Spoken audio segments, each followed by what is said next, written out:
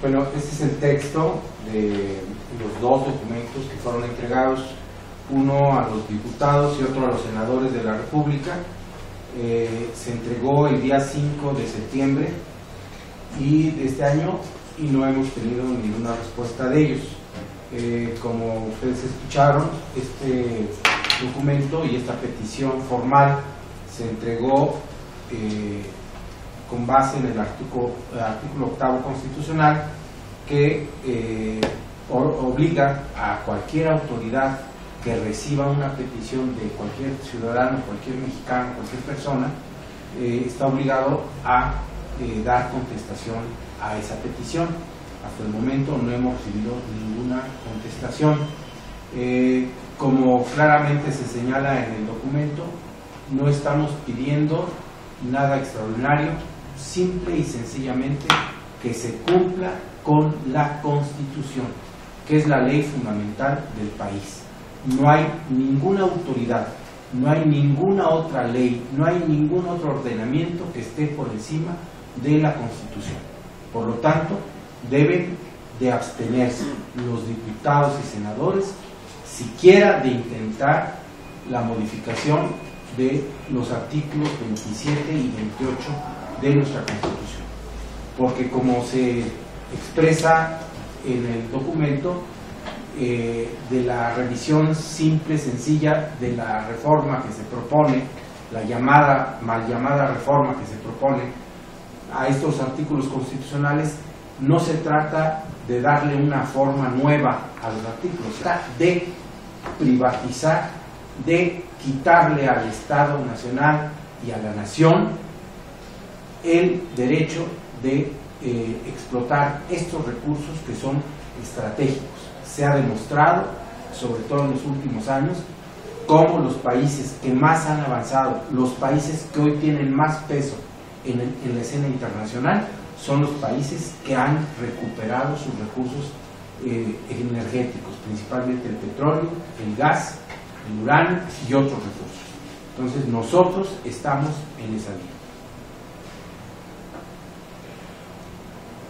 Muy bien, la inacción o la no respuesta de la Cámara de Diputados tiene algún antecedente en el sentido de cuál es el procedimiento para que la Cámara de Diputados o los diputados o senadores, al recibir una petición, una excitativa como la que ustedes hacen, ¿qué mecanismos se usan en estos casos? ¿Son los correctos, los que, más que correctos, estos son los caminos para hacerle un llamamiento a supuestos representantes populares?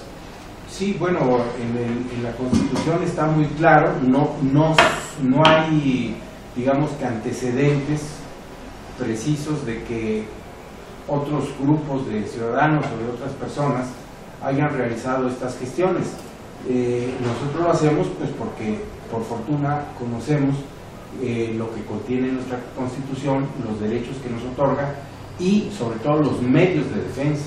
Los medios de defensa del pueblo de México están establecidos en la Constitución y son muy claros, sobre todo en los últimos artículos de la Constitución. En el 135, que ya lo leyó el doctor Montemayor, donde establece solamente, le reconoce al Poder Legislativo la facultad de reformar la Constitución, no de cambiarla, primero. Y segundo, en el artículo 136 de la misma Constitución se establece el principio de inviolabilidad de la Constitución.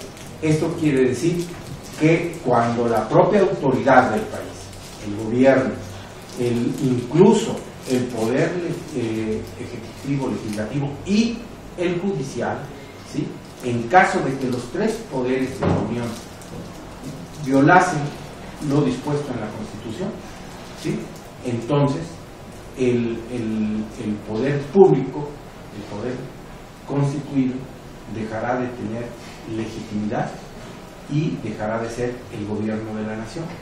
Y los mexicanos, todos los mexicanos, tendremos el derecho de hacer a un lado a este gobierno y a estos representantes, supuestos representantes populares, para que vuelva a tener vigencia la Constitución. Eso es el principio de inviolabilidad, porque si no, pues cualquier autoridad que se sienta con mucho poder, que se sienta con mucha fuerza, podría someter al pueblo de México a sus caprichos o a sus intereses o a los de sus patrones, como en este caso las grandes empresas transnacionales de los energéticos, que son las que están pidiendo que se modifique nuestra Constitución. Ok, sí, con estos elementos, abogado, con estos elementos nos extraña mucho que los grandes gurús del derecho en México no hayan hecho este tipo de advertencias cuando prácticamente al 11:45, terminando la gestión, el anterior presidente también enviaba una reforma de carácter laboral, y esto ha sido como la constante en el último año, haciendo, en este caso, si el planteamiento que ustedes hacen, pues prácticamente les haría sujetos a los gobiernos actuales y anteriores a un proceso penal, por lo que he leído el documento. Esto significaría entonces que pueden ser sujetos de ese proceso penal. ¿Qué delitos podrían configurarse?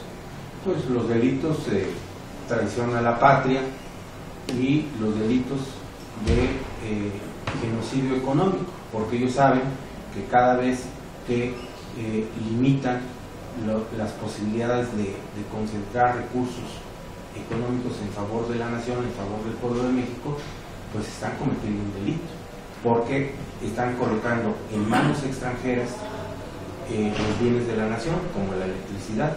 Hoy el 50% de la energía eléctrica es suministrada por empresas particulares, sobre todo extranjeras, y eso lo llevó a cabo el gobierno en las pasadas administraciones.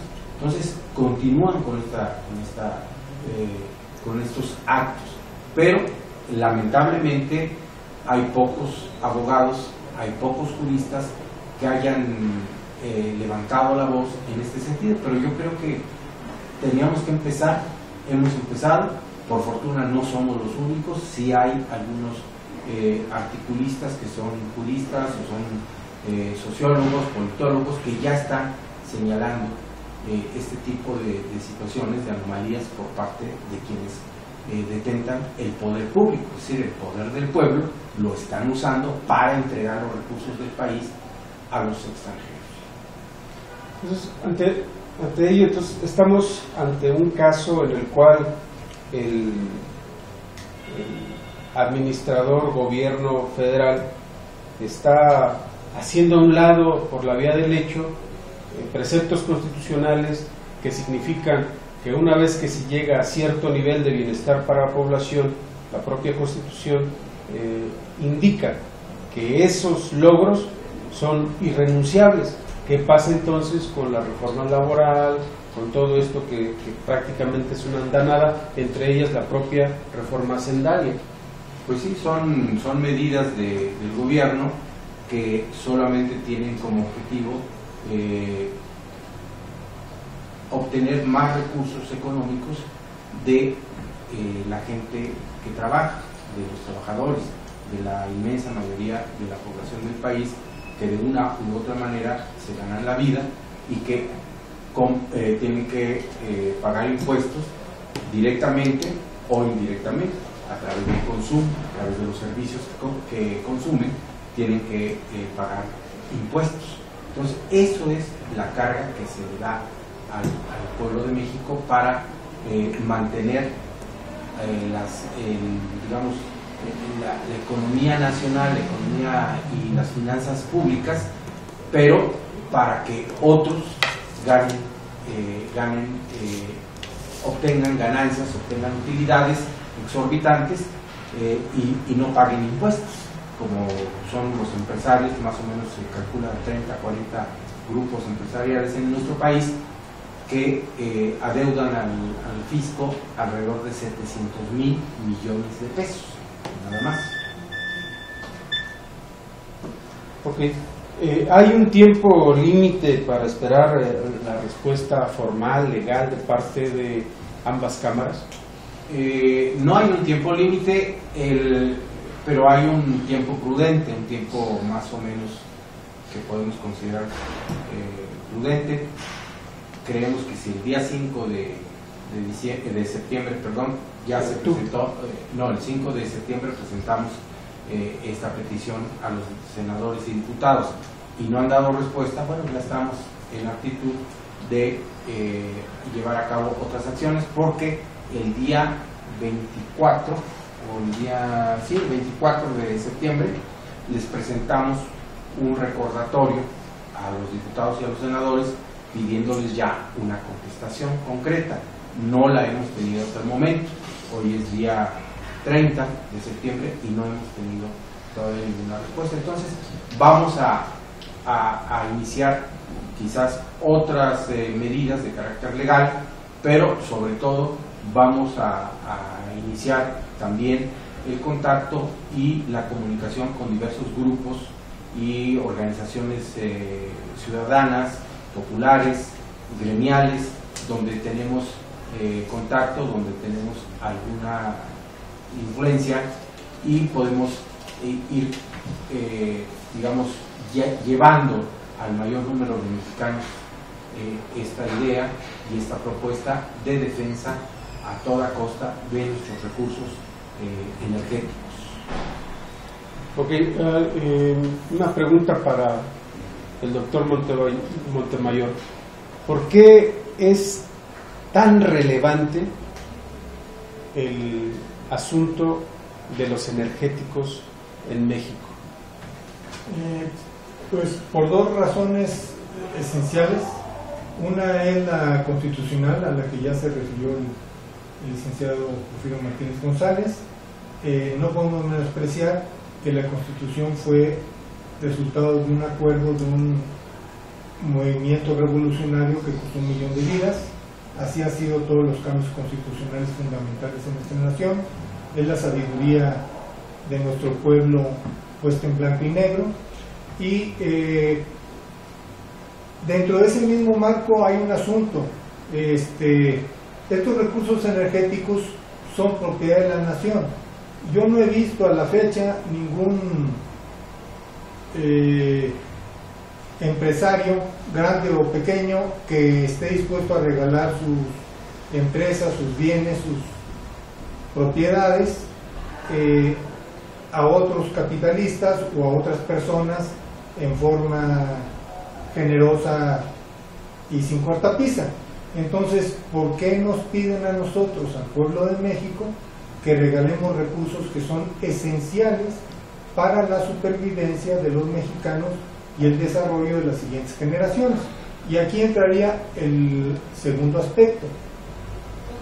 Es esencial el tener y el mantener los recursos energéticos bajo la propiedad de la nación, porque en cuanto todos sabemos que los hidrocarburos y los combustibles fósiles en general, también el carbón, están por terminarse en unos 30, 40 años a nivel mundial, debemos producir una nueva generación de combustibles y en esto es fundamental no solo hacer desarrollos en ciencia, educación, plantas piloto, etcétera, y tienen que ser fuentes energéticas renovables. Hemos estudiado con mucho cuidado este problema, un grupo de compañeros científicos, y hemos llegado a la conclusión de que hay una sola fuente renovable que permitiría tener energía de sobra para nuestro país en todos sus usos por millones de años, pero se requiere, como acabo de comentar, aprovechar la renta petrolera. No hacer eso o regalarlo, eso nos estaría condenando a la extinción del 95-90% de toda la población mexicana en un plazo no mayor de 30, 20, 40 años. Ok. Bueno, lo cortamos ahí, ¿no?